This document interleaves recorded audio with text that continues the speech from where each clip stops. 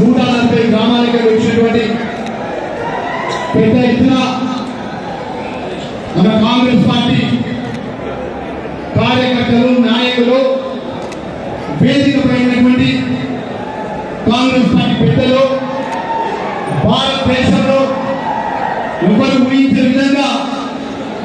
బలహీన వర్గాలకు సంబంధించినటువంటి 42% రిజర్వేషన్ని అదేవిధంగా 30 సంవత్సరాల క్రితం శ్రీకాకుళంలో మొదలుపెట్టినటువంటి మన పెద్దన్న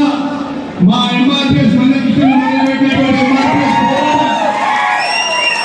30 సంవత్సరాల కింద మొదలుపెట్టినటువంటి ఎంఆర్పిఎస్ శ్రీకాకుళంలో మొదలైనటువంటి దళిత వర్గంలో ఉన్నటువంటి జనాభా ప్రాతిపదిక ప్రకారం సమానంగా అందరికీ ఫలాలు అందాలని ఆ రాజ్యాంగ నిర్మాత డాక్టర్ బిఆర్ అంబేద్కర్ గారు మన దేవుడు పేదవాళ్ళు అట్టడు వర్గ ప్రజలకు బలైన వర్గాలకు దళిత వర్గాలకు దేవుడైనటువంటి ఆ అంబేద్కర్ యొక్క నిర్ణయం ప్రకారం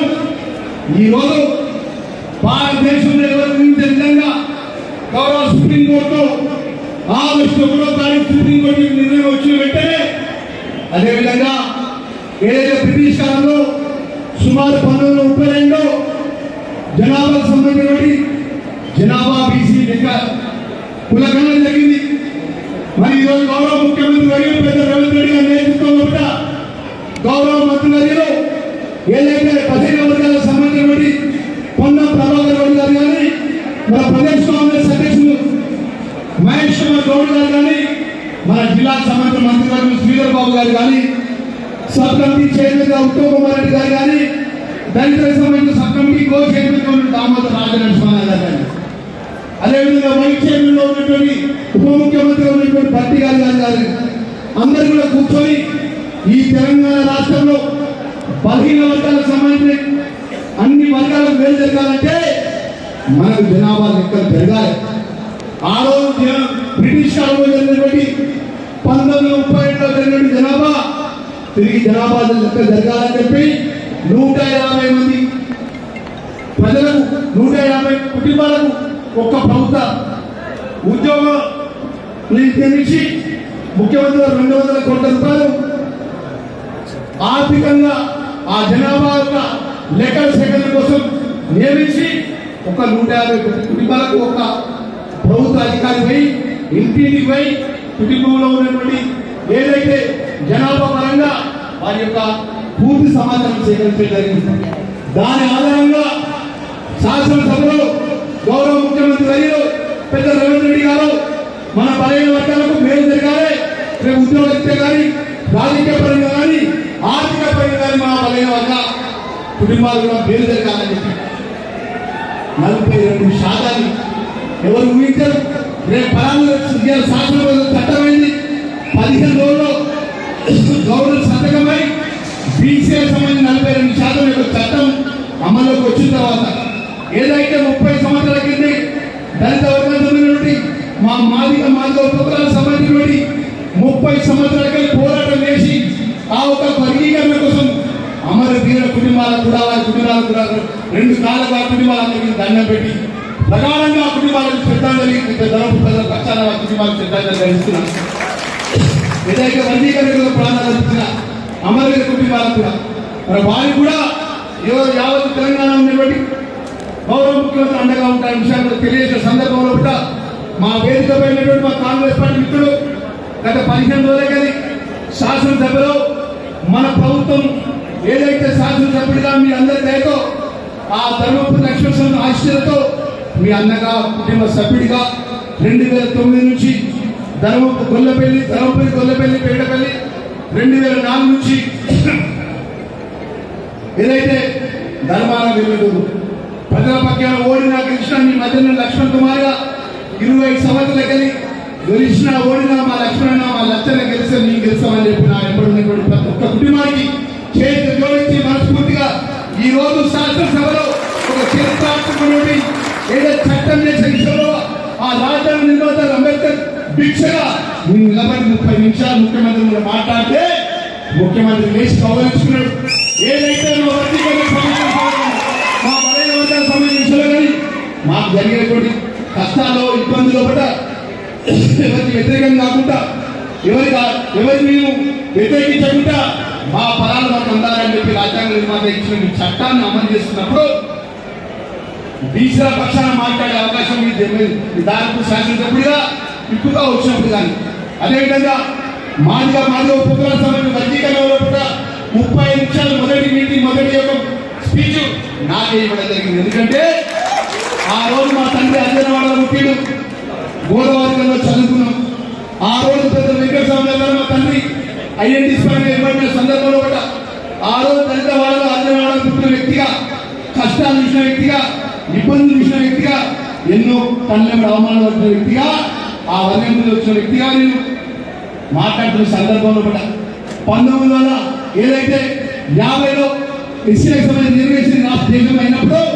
రిజర్వేషన్ 50 నుంచి 2000 వరకు రిజర్వేషన్ అమల్లో జరిగింది.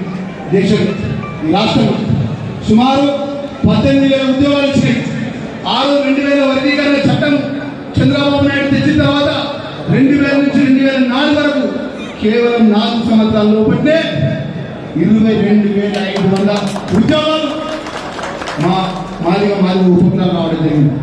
ఆ విధంగా మా వాటా పరంగా మాకు మేలు జరగాలని చెప్పి ఏదైతే ఎంఆర్పిఎస్ నాయకుడు కృష్ణ పోరాటం కానీ, దళిత హోదాలో ఉన్నటువంటి మా మిత్రులతో పోరాటం కానీ ఈరోజు సుప్రీంకోర్టులో జడ్జిమెంట్ వచ్చిన సందర్భంలో కూడా గౌరవ ముఖ్యమంత్రి మరియు ఎవరు ఊహించిన విధంగా ఆగస్టు 1వ తారీఖు ప్రకటన చేయడం జరిగింది. ఎన్నికల ముందు 2023 ముందు షేవర్ డిక్లరేషన్ లో అఖిల భారత కాంగ్రెస్ పార్టీ నాయకులు మల్లికార్జున ఖార్గే గారు మేము వర్గీకరణ కోసం కష్టపడినామని చెప్పి అదేవిధంగా అఖిల భారత కాంగ్రెస్ పార్టీ నాయకులు రాహుల్ గాంధీ గారు తెలంగాణలో వర్గీకరణ కోసం రేపు 23లో కాంగ్రెస్ పార్టీ అధికారంలోకి వచ్చిన వెంటనే సుప్రీంకోర్టు ద్వారా మన నిర్ణయాన్ని తెలియజేసి వర్గీకరణ చట్టం చేసే విధంగా మా ప్రభుత్వం కట్టుబడి ఉందని మాట రాహుల్ గాంధీ గారికి ఇచ్చిన మాట, మల్లికార్జున గారికి ఇచ్చిన మాట ఆగస్టు 1వ తారీఖున గౌరవ ముఖ్యమంత్రి వర్యులు చట్టసభలో ప్రకటన చేయడం జరిగింది. ప్రకటన చేసి ఈ రాష్ట్రంలో ఉన్నటువంటి ఏదైతే మంత్రిగా ఉపసంఘం అధ్యక్షుడిగా ఉత్తమ్ కుమార్ రెడ్డి చైర్మన్ గా వేసి, కో చైర్మన్ గా దామోదర్ రాజేంద్ర గారిని వేసి, మెంబర్లుగా సభ్యులుగా ఏదైతే పొన్నం ప్రభాకర్ గౌడ్, శ్రీధర్ బాబు గారిని, సీతక్క గారిని, అదేవిధంగా ఎంపీ ఉన్నటువంటి మల్లురావుని సభ్యులు వేసి ఈ రాష్ట్రంలో ఉన్నటువంటి 11 ఉమ్మడి జిల్లాలను పర్యటించి అభిప్రాయాలు తీసుకొని ఏ విధంగా వర్గీకరణ చేయాలి, ఏ యొక్క వర్గానికి మేలు చేయాలనే ఆలోచన పరంగా తీసుకున్నటువంటి మంత్రివర్గ ఉపసంఘం అందరి అభిప్రాయాలు తీసుకొని ఏకసభ్య కమిషన్ ముక్తార్ ఏకసభ్య రిటైర్డ్ జడ్జి ద్వారా ఏకసభ్య రిటైర్డ్ జడ్జికొని పూర్తి యొక్క సుమారు 3 నెలలు వారి అభిప్రాయాలు తీసుకోవడం జరిగింది. తీసుకొని ఏకసభ్య రిటైర్డ్ జడ్జి ద్వారా అభిప్రాయాలు తీసుకొని ఆ యొక్క నిర్ణయాన్ని సభ ముందు పెట్టి ఈ రాష్ట్రంలో ఉన్నటువంటి అన్ని రాజకీయ పార్టీల యొక్క అభిప్రాయాన్ని కూడా తీసుకోవడం జరిగింది. ఆ రోజు టీఆర్ఎస్ పార్టీ శాసనసభ ప్రజలు సభలో ఉన్నారు, బీజేపీ పార్టీ సభలో ఉన్నారు, కాంగ్రెస్ పార్టీ శాసనసభ సభలో ఉన్నారు. అందరూ కలిసి కూడా చర్చించడం జరిగింది. ఎందుకు బీసీలకు సంబంధించిన 15 వర్గాలకు సంబంధించిన 40% విషయాలు కూడా మేలు నిర్ణయాలు కానీ, వర్గీకరణకు సంబంధించిన మేలు నిర్ణయాలు కానీ అందరూ ఏకాభిప్రాయంతో చట్టాన్ని అమలు చేసిన సందర్భంలో కూడా పెద్ద ఎత్తున 140 గ్రామాలకి కాంగ్రెస్ పార్టీ కార్యకర్తలు, ప్రజలు పెద్ద ఎత్తున వచ్చి గౌరవ మల్లికార్జున ఖార్గే గారికి, అదేవిధంగా రాహుల్ గాంధీ గారికి, పెద్ద రేవంత్ రెడ్డి గారికి, మంత్రివర్గానికి మనస్ఫూర్తిగా ప్రత్యేక సభకు ఇంత పెద్ద ఎత్తున వేలాది మందిలో వచ్చినటువంటి మన కాంగ్రెస్ పార్టీ కార్యకర్తలకు, నాయకులకు, ప్రజలందరూ కూడా చేతులు జోడించి మనస్ఫూర్తిగా నేను నమస్కారం తెలియజేస్తున్నాను. ఎక్కువ మాట్లాడకుండా మా మిత్రులంతా కూడా బహిరంగ ఇబ్బంది పడుతున్నారు కాబట్టి మరొకసారి మా మిత్రులందరికీ మనం చేసుకుంటున్నా ఇంత పెద్ద ఎత్తున ఒక టెలిఫోన్ ద్వారా మండల కాంగ్రెస్ అధ్యక్షులకు టెలిఫోన్ చెప్పిన 6 మండల పేర్లు చెప్పిన, బాధ్యత మండల నాయకులు చెప్పిన, ఏ గ్రామంలో ఆ గ్రామాలు మన పెద్ద ఎత్తున 15 వర్గాల నాయకులు, 15 వర్గాల ప్రజలు మా కాంగ్రెస్ పార్టీ సంబంధించిన పెద్దలందరూ కూడా పెద్ద ఎత్తున తెలు కావాలని చెప్పిన, మా ఎంఆర్పిఎస్ నాయకులు కూడా మా మిత్రులు మనీ చేయమని చెప్పిన అని చెప్పి ఎవరిని కూడా విశ్వసించే వ్యక్తిని కాదు. నేను ఎంతో కష్టపడి కార్యకర్తగా వచ్చామని పోయిన సంవత్సరం మీకు తెలిసి 2014లో గెలిచిన తర్వాత ఓడగొట్టినటువంటి మీ నాయకుడిగా మీరు ఈరోజు సుమారు 22,000 ఓట్లతో గెలిపించినటువంటి మీ అన్నగారి కుటుంబ సభ్యుడిగా ఈరోజు ఈ 15 నెలలు కూడా నిత్యం ఏదైతే శాసనసభ జరుగుతున్నప్పుడు గౌరవ ముఖ్యమంత్రి వర్యులకు గౌరవ మంత్రులకు ఒకటే మాట చెప్తా, అన్న మా ధర్మపురి లక్ష్మణ క్షేత్రం దైవక్షేత్రం కోటి లింగాల శివుడు పక్కకుంటాడు. ఇక్కడ నరసింహస్వామి ఎన్నో దేవాలయాలు ఈ ప్రాంతంలో ఉన్నాయి. మా ప్రజలు 140 గ్రామాల కన్నా మా ప్రజలకు మా తలాపు గోదావరి ఉంటాయన్నా మాకు నీళ్లు రావు, మాకు మేడలో రిజర్వాయర్ ఉంటాయి మాకు నీళ్లు రావు. ఈరోజు ఇంత దృష్టిలో కూడా 2004 నుంచి 2009 నుంచి మేమే రాజులం మేమే మంత్రులం మేము ఏం చెప్తారు కావాలని చెప్పి ఒక రాజకీయ పరిపాలన చేసినటువంటి టీఆర్ఎస్ పార్టీ నాయకత్వాన్ని పక్కకు పెట్టి ప్రజలను ఆశీర్వదించినారు. దయచేసి మేము అందరినీ మనం చేసుకుంటున్నా మా ప్రాంతానికి సంబంధించినటువంటి ఏదైతే ధర్మపురి వర్గాన్ని కొడంగల్ ఏ విధంగా అభివృద్ధి చేస్తున్నావు అదేవిధంగా ఇక్కడ తెలంగాణ విజయవాడలో కూడా మంత్రులు ఉన్నటువంటి విజయవాడలో ఏ విధంగా అభివృద్ధి చేస్తున్నాం అక్కడ గొప్పగా అభివృద్ధి విషయంలో పెద్ద ఎత్తున నిధులు కావాలని దయచేసి మా మిత్రులందరినీ మనం చేసుకుంటున్నా. నేను శాసనసభ్యుగా గెలిచిన మొదటి రోజు ముఖ్యమంత్రి గారికి ఒకటే మాట చెప్తాను, అన్న 20 సంవత్సరాలు కలిగి ఒకటే జెండా పట్టుకున్నా ఒకటే పార్టీ పట్టుకున్నా వేరే పార్టీ వాళ్ళు నాకు నమ్ముకున్న కార్యకర్తలనే కేసు పెట్టినా నా నమ్ముకున్న నాయకులనే కేసు పెట్టినా నాకు సపోర్ట్ చేసిన మిత్రులనే కేసులు పెట్టినా ఇంత ఇబ్బంది పెట్టినా కూడా లెక్క చేయకుండా నా ఏర్పడలేదు. ఎందుకంటే మా అన్న గెలిస్తే మేము గెలిస్తే మా ప్రాంత అభివృద్ధి అవుతుందని చెప్పి నా ప్రాంతానికి రాత్రి 9 అయితే బస్ రాజాన్ని బతిపోలేదు. ఇంటర్మీడియట్ అయిపోతే మా పిల్లలకు మా ప్రాంతానికి డిగ్రీ కళాశాల లేదు, టెక్నికల్ చదువుకుంటే మా ప్రాంతానికి ఐటీఐ కళాశాల లేదు, ఒక అదేవిధంగా ఉత్తమ ఉన్నతం చదువుకుంటే పాఠ్య కళాశాల లేదు. మా ప్రాంతానికి అన్ని విధాలు వెనుకవేయబడ్డది. ఈ ప్రాంతం నిన్ను మా ముందుకెళ్ళి మేడాలంటే పప్పులతో ఏదైతే చుప్పదండికి కరీంనగర్ సిద్దిపేట సిద్ధిలో పోతుంటే కళ్ళం పడుతున్నారు. ఇక్కడ కాలేజీ వెళ్ళడం కూడా అడిషన్ టీమ్స్ అని ఇక్కడ పెద్ద ఎత్తున వేలాది రూపాయలతో ఇక్కడ టీఎంసీ ఏర్పాటు చేసుకొని నీళ్లు పోతుంటే మీ కళ్ళం పడుతున్నారు. మాకు నీళ్లు రావు. దయ ఉంచి మా ప్రాంతం అభివృద్ధి చేయాలని చెప్పి మాట్లాడిన సందర్భంలో కూడా మీ అందరికీ గర్వంగా చెప్తున్నా. ఈ రోజు 15 నెలల్లో కూడా సుమారు 25 కోట్ల రూపాయలతో ఎన్ఆర్కే సంబంధించిన సీసీ రోడ్లు 140 గ్రామాలకు ఇవ్వడం జరిగింది. అదేవిధంగా ఎన్నో సంవత్సరాలు కానీ ఈ ప్రాంతానికి సంబంధించినటువంటి భూ నిర్వాహకులకు సంబంధించినటువంటి సుమారు 17 కోట్ల రూపాయలు ఉంటే మా చెక్కాని గ్రామస్తులు వచ్చింది ఒకటే రోజుగా 17 కోట్ల రూపాయలు అకౌంట్లో జమ చేశారు. అదేవిధంగా సంస్థ కళాశాల 10 సంవత్సరాలు 20 లక్షల సంవత్సరాల పేరు వెళ్ళినటువంటి సంస్థ కళాశాల మేము మంత్రిగా ఉన్నాం మేము తెలియలేమని చెప్పి క్షేత్రం చేసినటువంటి ఆ ప్రభుత్వంలో పెద్దలను గౌరవించే విధంగా గౌరవ ముఖ్యమంత్రి మరియు పెద్ద రేవంత్ రెడ్డి గారి నేతృత్వంలో కూడా మన ప్రాంతానికి సంబంధించిన శ్రీధర్బాబు గారు అందరి సహకారంతో మనం నైట్ కాలేజీ శ్రీ లక్ష్మణ్ కళాశాలకి తెలిపేయడం జరిగింది. అదేవిధంగా మిత్రులందరికీ మనం చేసుకుంటాం. ముఖ్యమంత్రి గారు మాట్లాడింది లక్ష్మణ్ కుమార్ 27 ధర్మపురి విషయాలు వస్తాయి. మీరు కూడా అసలు శాసనం కూడా మాట్లాడినా నువ్వు ఊహించే నిలుస్తా, నువ్వు ఎక్కడ ఇబ్బంది పడకు. రాబోయే స్థానిక ఎన్నికల్లో కూడా 140 గ్రామాల సంబంధించిన నీ ప్రజాప్రతినిధి గెలిపించుకునే విధంగా నువ్వు ముందుకు నీకు సుమారు ఇప్పుడు తక్షణమే నీకు 5 కోట్ల రూపాయలు ఎండాకాలంలో నీకు ఇస్తున్నా. నువ్వు 5 కోట్ల రూపాయలు మంచి సంబంధించి ఇబ్బంది తక్షణమే ఖర్చు పెట్టు. అదేవిధంగా ఇంకా ఇతర నిధుల గురించి కూడా నేను అడిగిన అన్న నాకు రాబోయే మంత్రివర్గంలో విస్తరించే మంత్రి గారు 10 నాకు 500 కోట్ల రూపాయలు నా ధర్మపురి ప్రాంతానికి అభివృద్ధి కోసం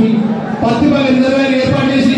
ధర్మపురి వెల్లటూరు నీళ్ళు అదేవిధంగా మా ధర్మపురి ధర్మాల వెల్లటూరు నీళ్ళు మా ధర్మపురి సంబంధించినటువంటి అక్కపల్లి లిఫ్ట్ కానీ లేదా బోర్చెల్ రోడ్ల లిఫ్ట్ కానీ ఆ ప్రాంతానికి సంబంధించినటువంటి గోదావరిపై ఆధారపడిన లిఫ్ట్లకు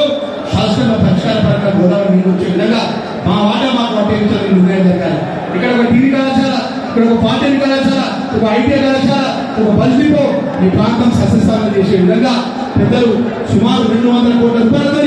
ఇంటిగ్రేటెడ్ హాస్టల్ కూడా శాంక్షన్ ఇచ్చిండు. ఐటీఐ హాస్టల్ కూడా ఐటీఐ కళాశాల శాంక్షన్ చేసుకుంటారు.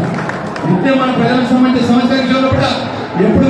కాయలు పట్టుకొస్తారు లక్ష్మణ్ కుమార్ ఎప్పుడైతే ధర్మపురి ప్రాంత ప్రజల కోసం మాట్లాడుతాం అంటే నాయకుడిగా పదవి ఒక మాట చెప్తే హైదరాబాద్ నుండి ఒక ఫోన్ కొడితే సుమారు 5,000 మంది కార్యకర్తలు ప్రజలు వచ్చిందంటే లక్ష్మణ్ కుమార్ అన్న ప్రాణం పోయేంత వరకు మీకు మీ కుటుంబాలకు రుణపడి విధంగా పనిచేస్తారు తప్ప ఎందుకంటే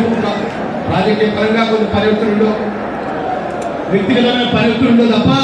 ఏ కార్యకర్తను విశ్వసించేది లేదు. ఎవరో అన్న పక్కకున్నంత మాత్రాన వాళ్ళది నడుస్తుందని ఒక్కరినంత మాత్రాన ప్రతి ఒక్క గ్రామంలో ఎవరు మనకు కాంగ్రెస్ పార్టీ జెండా పోషిండు, ఎవరు ప్రజల పక్షాన మంచి చేస్తుండ్రు, ఎవరు ప్రజలకు మేలు చేసే విధంగా ఏ నాయకుల విషయంలో పూర్తిగా కావడాలు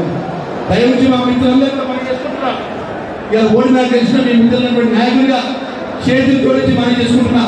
దయచేసి మన ఎంపీ వంశీ గారికి అదేవిధంగా డాక్టర్ మనం చేసిన అన్న వర్గీకరణ విషయంలో కూడా వారు కూడా సహకరించుకున్నారు. వారు ఒకటే మాట్లాడారు, లెక్కల ప్రకారం దామాష ప్రకారం నిర్ణయం జరిగిపోయినప్పటికీ కూడా అన్ని వర్గాల ఫలాలు మేలు జరగాలని అభిప్రాయం అన్నదమ్ములా దక్షిణం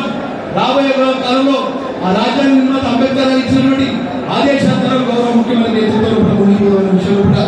మరొకసారి మరీ చేసుకుంటే ఎక్కువ టైం తీసుకోకుండా చాలా మంది మా మిత్రులందరూ కూడా నిన్నగా 2 గంటలు కూడా విషయం మాట్లాడితే సుమారు 5,000 మంది సుమారు ప్రతిభ నుంచి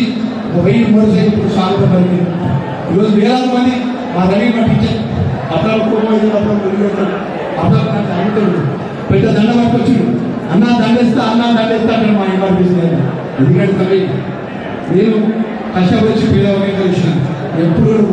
ఎగిసిపడ మీరు నన్ను అర్థం చేసుకునే నేను గెలిచిన కంచె మీరు ఇచ్చిన మీ యొక్క దయతో గెలిచినటువంటి ఆ ప్రభుత్వ ఎమ్మెల్యే ఉంటున్నా తప్ప నేను హైదరాబాద్ మీకు మీకు అన్నం బట్టి ఉంటున్నా. ఎవరు కాగితం పట్టుకొచ్చిన సంతకం పెడుతున్నా, కాగితం వచ్చిన వ్యక్తి నువ్వు ఏ పార్టీ, నీ ఊళ్ళో ఎవరు నాయకుడు, నీ నా పిఎల్ గారు లేదా మా నాయకుడు నాకు 2,26,000 ప్రజలకు నీ ప్రతినిధి. కానీ మన కాంగ్రెస్ పార్టీ కుటుంబ సభ్యులందరూ మనం చేస్తున్నారు. మీరందరూ నాకు ఎంత నమ్మకంతో విశ్వాసంతో మనం గెలిపిస్తున్నాను. రేపు రాబోయే కాలంలో కూడా సర్పంచ్గా, ఎంపీటీస్గా, జెడ్పీస్గా, మండల పేరుగా మీరు గెలిపించుకోవాల్సిన బాధ్యత కూడా నా మీద ఉన్నది. ఈరోజు 42% మన పిలిచిన వర్గీకరణ చట్టం చేసి మన దళితవర్గమైనటువంటి మా మిత్రులకు ఏదైతే మాదిగా కులాలకు వర్గీకరణ జరిగింది.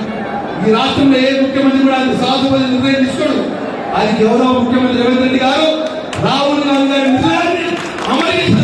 చేస్తున్నారు. ఎంత ఒత్తిడి వచ్చినా, ఎంత ఇబ్బంది వచ్చినా ఆ రోజు మాకు తెలుసు. నేను సుప్రీంకోర్టు ఢిల్లీకి వెళ్తున్నప్పుడు ముఖ్యమంత్రి గారు కూడా మాట ఇచ్చిండు, లక్ష్మణ్ కుమార్ ఉన్న 7 నెలల్లో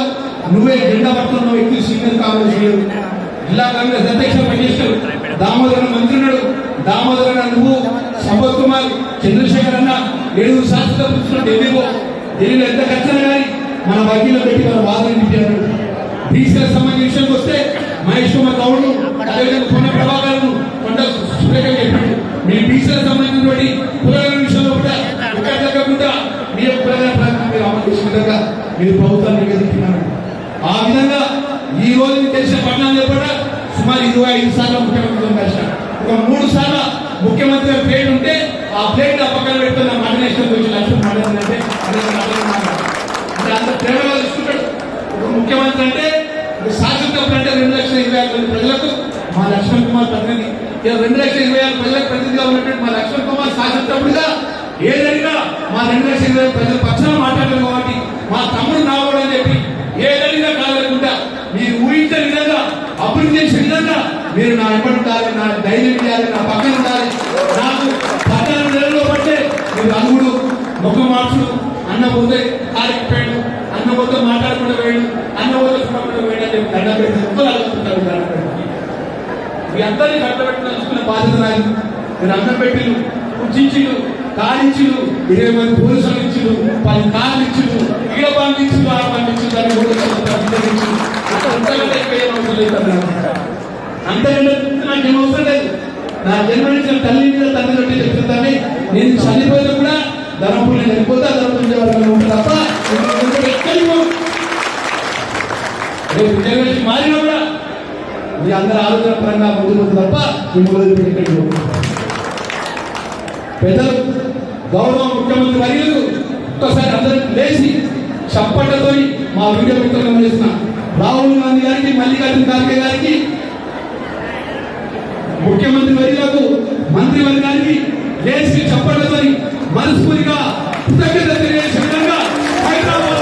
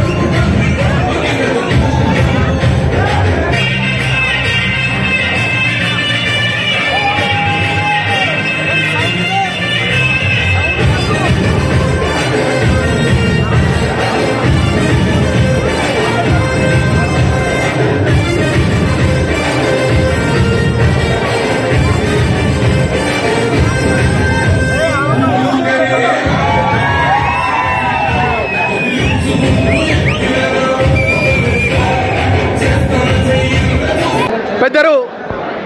గౌరవనీయులు పెద్దలు రేవంత్ రెడ్డి గారు దళిత డిక్లరేషన్ లోపట తెలంగాణ రాష్ట్రంలో రాబోయే రోజుల్లో కాంగ్రెస్ పార్టీ అధికారంలోకి వస్తే బీసీ కులగణ పరంగా కానీ ముఖ్యంగా దళిత వర్గానికి సంబంధించినటువంటి మాదిగ ఉపకుల వర్గీకరణ విషయం లోపట సుప్రీంకోర్టులో ఉన్నటువంటి అంశం లోపట రాష్ట్రంలో కాంగ్రెస్ పార్టీ అధికారంలోకి వచ్చిన వెంటనే సుప్రీంకోర్టులో ప్రభుత్వం తరపున మా నివేదిక పంపిస్తామో అదేవిధంగా ఏదైతే మల్లికార్జున ఖార్గే, రాహుల్ గాంధీ గారు ఇచ్చిన మాట గౌరవ ముఖ్యమంత్రి వర్యులు ఇంద్రమ్మ రాజ్యంలో ప్రజాపాలనకు అనుగుణంగా ప్రజలకు ఇచ్చిన మాట భాగంలో గౌరవ ముఖ్యమంత్రి వర్యులు బీసీ కులగణ ద్వారా 42% శాసనసభలో చట్టాన్ని చేసే విషయం సభలో ఆమోదం తెలిపే విషయంలో ముఖ్యమంత్రి వర్యులు సభా నాయకునిగా ప్రవేశపెట్టి అదేవిధంగా వర్గీకరణ విషయంలో గౌరవ సుప్రీంకోర్టు ఇచ్చిన జడ్జిమెంట్ను అమలు చేసే విషయంగా 6 నెలల లోపట్నే సభా సంఘం ఏర్పాటు చేసి రిటైర్డ్ జడ్జితో ఏకసభ్య కమిషన్ ఏర్పాటు చేసి ఈ తెలంగాణ ప్రజల యొక్క అన్ని వర్గాల ప్రజలకు అభిప్రాయం తీసుకొని బీసీ వర్గాలకు 42% చట్టంలో శాసనసభ చేసే విధంగా కానీ ఎస్సీలకు సంబంధించినటువంటి కేటగరైజేషన్ ఎస్సీ వర్గీకరణ విషయంలో ఏదైతే 30 సంవత్సరాలకి ఉన్నటువంటి అంశాన్ని చట్టం చేసే విషయంలో ఈరోజు ధర్మపురి నియోజకవర్గంలో ఉన్నటువంటి 140 గ్రామాలకు సంబంధించినటువంటి ప్రజలు పెద్ద ఎత్తున అన్ని వర్గాల ప్రజలు కాంగ్రెస్ పార్టీ కుటుంబ సభ్యులు మరి పెద్ద ఎత్తున మా లక్ష్మణ్ కుమార్ అన్న మా ధర్మపురి ప్రజల పక్షాన శాసనసభ్యుడిగా మా యొక్క బీసీల పక్షాన కానీ వర్గీకరణ విషయంలో వారి యొక్క అభిప్రాయం తెలిసిన విషయం లోపల గౌరవ రాహుల్ గాంధీ గారికి, మల్లికార్జున ఖార్గే గారికి, గౌరవ ముఖ్యమంత్రి వర్యులకు అదేవిధంగా మంత్రివారి గారికి పెద్ద ఎత్తున వేలాది మంది ప్రజల సమక్షం లోపల ధర్మపురి ప్రజల లక్ష్మణ ఆశలతో వారికి కృతజ్ఞత సభ ఏర్పాటు చేయడం జరిగింది. దీనికి పెద్ద ఎత్తున అన్ని గ్రామాలకు తరలి వచ్చినటువంటి వారికి అదేవిధంగా వారి తరఫున మరొక్కసారి మనస్ఫూర్తిగా గౌరవ ముఖ్యమంత్రి వర్యులకు, గౌరవ ఏఐసిసి నాయకులకు, మంత్రివర్గ సహచరులందరికీ కూడా శాసనసభ్యుడిగా విప్పుగా మనస్ఫూర్తిగా ధన్యవాదాలు, అదేవిధంగా మనస్ఫూర్తిగా కృతజ్ఞతలు చేతులు జోడించి నమస్కరిస్తున్నా. ఈరోజు ఈ 42% బీసీలకు సంబంధించినటువంటి చట్టం ద్వారా అమలయ్యే యొక్క ఫలాలు కానీ ఏదైతే ఏబీసీ ద్వారా వర్గీకరణ దళిత మాదిగ ఉపకులాలు జరిగే ఫలాల విషయంలో కానీ ముఖ్యమంత్రి యొక్క చొరవ మరవలేనిది, చరిత్ర పుటాల లోపల నిలిచిపోయే విధంగా ఏదైతే ఏఐసిసి నాయకుల యొక్క మాట అమలు చేసినటువంటి నిర్ణయాన్ని ముఖ్యమంత్రి యొక్క చొరవను ఆ శాసనసభలో ప్రత్యక్షంగా ఆ శాసనసభలో ఆ యొక్క